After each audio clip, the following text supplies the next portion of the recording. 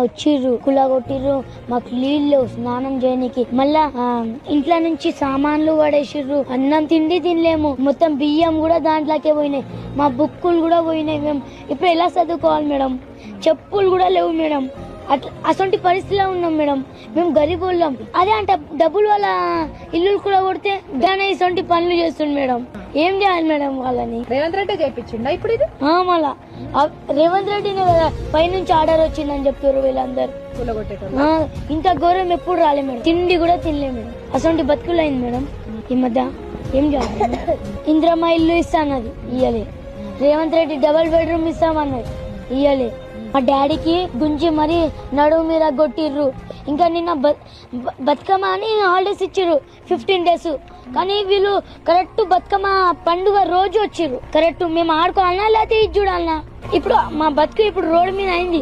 మేము ఏడ వండుకోవాలి? నీళ్ళు లేవు స్నానం చేయడానికి, తినడానికి ఏం తిండి లేదు. మేము ఇప్పుడు ఏడా బతకాలి? రేవంత్ రెడ్డి ఇంట్లో పోయి వండుకోవాలన్నా? రేవంత్ రెడ్డి మాకు చీరలు ఇస్తామన్నాడు.